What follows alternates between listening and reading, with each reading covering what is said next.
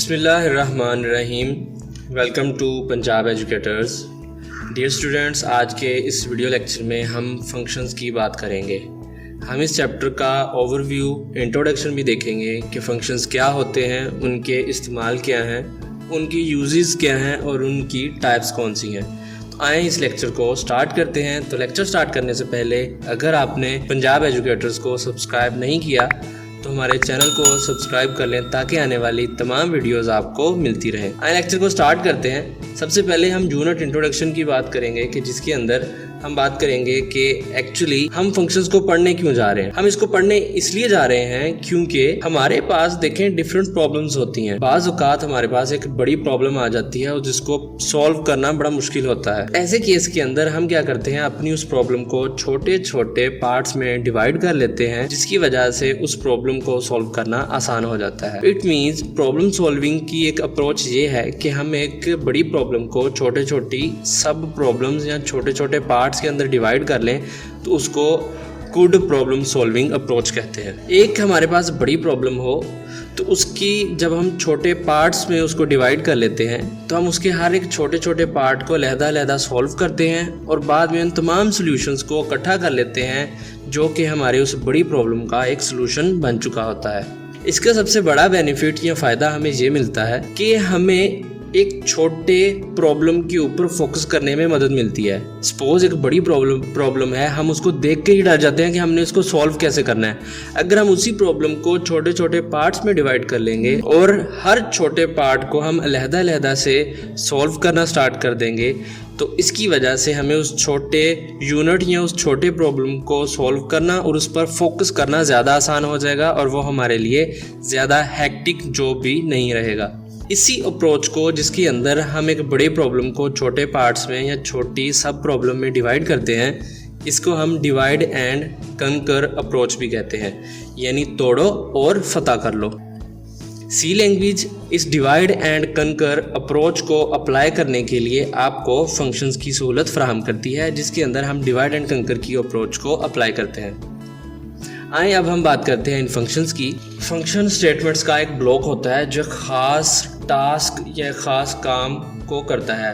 मिसाल के तौर पर जैसे हम प्रीवियस लेक्चर्स के अंदर हम डिफरेंट फंक्शंस को यूज़ कर रहे थे, जैसे कि प्रिंट एफ भी एक फंक्शन है जो कि कंप्यूटर की स्क्रीन पर कुछ डिस्प्ले करने के इस्तेमाल किया जाता है। ये प्रिंट एफ का फंक्शन है कि वो ये खास काम करता है। इसी तरह स्कैन एफ है। स्कैन एफ एक ऐसा फंक्शन है जो कि यूज़र से इनपुट लेने के लिए हम इस्तेमाल करते हैं, यानी उसका ये खास काम है कि वो यूज़र से इनपुट को लेता है। जैसे कि हर प्रोग्राम का एक मेन फंक्शन होता है। वो मेन फंक्शन ये बताता है कि हमारी एक्चुअली प्रोग्रामिंग यहाँ से स्टार्ट होगी, मेन हमारी स्टेटमेंट्स यहाँ से काम करना स्टार्ट करेंगी। बिल्कुल इसी तरह से हम अपने भी फंक्शंस लिख सकते हैं जितनी दफ़ा हम चाहें। अब अगर हम बात करें फंक्शंस की तो फंक्शन की दो इकसाम होती हैं, जिसमें से पहली है बिल्ट इन फंक्शन और दूसरी है यूज़र डिफाइंड फंक्शंस।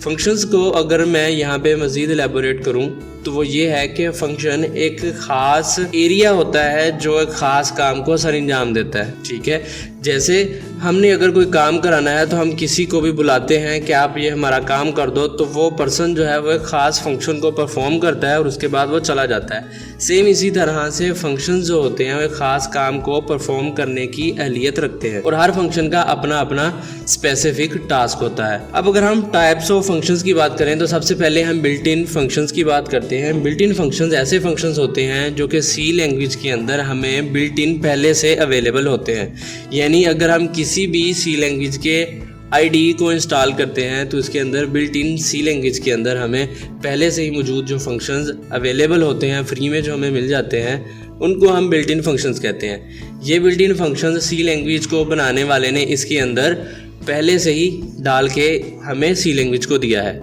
इसी तरह हर लैंग्वेज के अपने अपने बिल्ट इन फंक्शंस होते हैं जो कि उस लैंग्वेज को बनाने वाले ने उसके अंदर पहले से बनाकर रख दिए होते हैं। ये बिल्ट इन फंक्शन मुख्तलिफ किस्म की फंक्शनैलिटी या मुख्तलिफ किस्म के काम करते हैं। मिसाल के तौर पर जैसे कि मैथमेटिकल ऑपरेशंस इन्होंने करने होते हैं, स्ट्रिंग ऑपरेशन करने होते हैं या इनपुट आउटपुट जैसे ऑपरेशंस इन्होंने परफॉर्म करने होते हैं। जैसे अगर हम एग्जाम्पल के तौर पर बात करें तो प्रिंट एफ और स्कैन एफ फंक्शन हैं या वर्ड मेन फंक्शन है, वो भी सारा हमारा बिल्ट इन फंक्शंस की ही एग्जांपल्स हैं। अब अगर हम बात करेंगे यूज़र डिफाइंड फंक्शंस, इसका नाम ही बताता है यूज़र डिफाइंड, यानी जिसको यूज़र खुद से डिफाइन करेगा, यानी जिसको प्रोग्रामर या यूज़र खुद से बनाए, ऐसे फंक्शंस को हम यूज़र डिफाइंड फंक्शंस कहते हैं। तो इसी चैप्टर के अंदर हमने यूज़र डिफाइंड फंक्शंस को ही कवर करना है कि हम इनको कैसे बनाते हैं और इनकी फंक्शनैलिटी क्या होती है। अब अगर हम बात करें फंक्शंस के एडवांटेजेस की, तो सबसे पहला एडवांटेज जो हमें फंक्शंस प्रोवाइड करते हैं वो है reusability.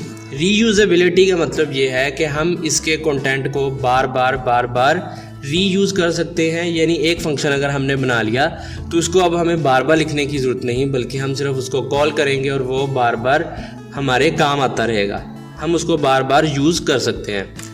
Function provide reusability of code, हमें कोड की रीयूजेबिलिटी फ्राहम करते हैं, हम इसके कोड को बार बार रीयूज़ कर सकते हैं। हमें अपने फंक्शन को रीयूज़ करने के लिए बार बार लिखने की ज़रूरत नहीं है, बल्कि हमें सिर्फ उसके नाम से अपने फंक्शन को कॉल करना होगा और वो आके वहाँ पे अपना काम करके चला जाएगा। इसका मतलब ये है कि हमें एक फंक्शन के कोड को बार बार लिखने की ज़रूरत नहीं है, हम सिर्फ उसको कॉल करेंगे। इसको हम रीयूजेबिलिटी की सेंस में लेंगे। अगला एडवांटेज इसका है सेपरेशन ऑफ टास्क, यानी फंक्शंस हमें सेपरेशन ऑफ टास्क की फंक्शनैलिटी फ्राहम करता है, यानी इसकी मदद से हम अपने हर काम का अलहदा से फंक्शन डिफाइन कर सकते हैं।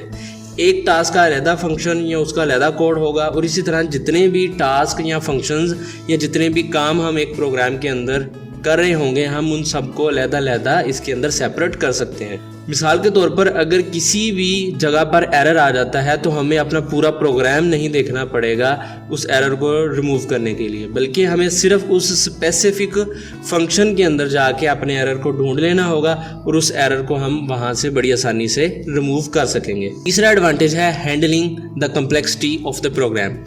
अब देखिए, अगर एक प्रोग्राम है जिसके अंदर 200 या 400 लाइनें हैं तो वो एक प्रोग्राम बड़ा कम्प्लेक्स हो जाता है, उसको अंडरस्टैंड करना और उसको हैंडल करना बड़ा डिफ़िकल्ट हो जाता है।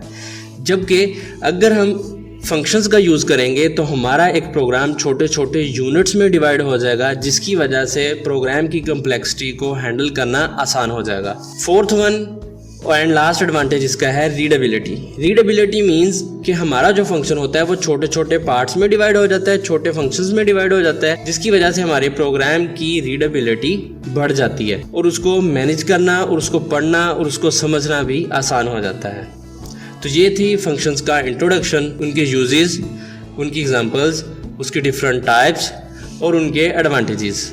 नेक्स्ट लेक्चर में हम देखेंगे कि हम फंक्शंस को डिक्लेयर कैसे करते हैं और उनके साथ काम कैसे करते हैं। तो मिलते हैं नेक्स्ट लेक्चर में। अपना ख्याल रखिएगा। अल्लाह हाफिज़।